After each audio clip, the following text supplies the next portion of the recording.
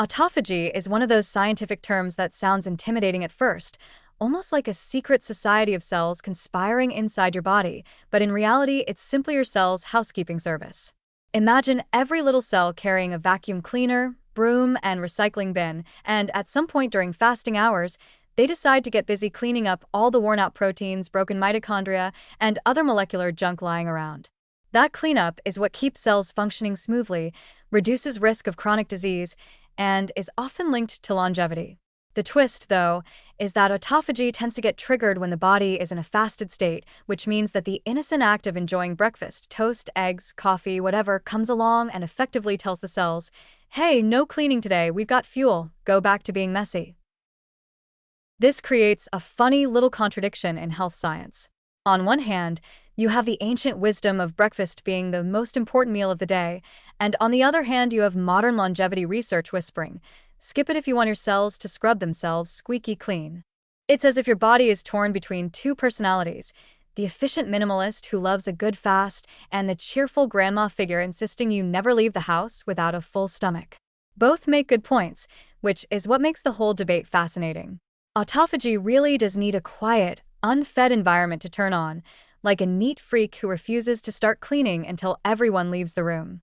Once nutrients from breakfast enter the bloodstream, insulin rises, energy flows in, and the cellular janitors put down their brooms to sit and snack right alongside you. The science behind this trade-off is actually quite clever. Cells operate in a cost-benefit mode. If nutrients are plentiful, there's no urgent need to recycle old parts. It's like living in a mansion where Amazon delivers new furniture every day. You don't bother fixing the wobbly chair, you just toss it and replace it. But when resources are low, the body becomes thrifty and kicks autophagy into gear. That's when cells pull out their metaphorical duct tape and hammers, fixing themselves from the inside, and even turning old junk into usable energy. Fasting, particularly overnight or through skipping breakfast, is one of the simplest ways to nudge this process along. Yet, ironically, breakfast itself also carries metabolic benefits, steadying blood sugar, boosting brain power, and helping you avoid the mid-morning snack raid. So here we are, watching science hand us a paradox that sounds like the plot of a comedy. Eat breakfast for energy but suppress your inner cellular janitors, or skip breakfast and activate the cleanup crew but risk being that grouchy person glaring at the office coffee pot at 10 a.m. The good news is that the body is resilient and not nearly as black and white as the theories make it seem. Autophagy doesn't vanish forever the moment you take a bite of toast. It simply pauses until fasting resumes. Think of it as a part-time janitor who clocks out when food arrives and clocks back in when the kitchen finally closes. If you really want to balance both worlds, you can enjoy breakfast on some days, skip it on others, or adjust the timing so that your cells still get a regular cleaning shift.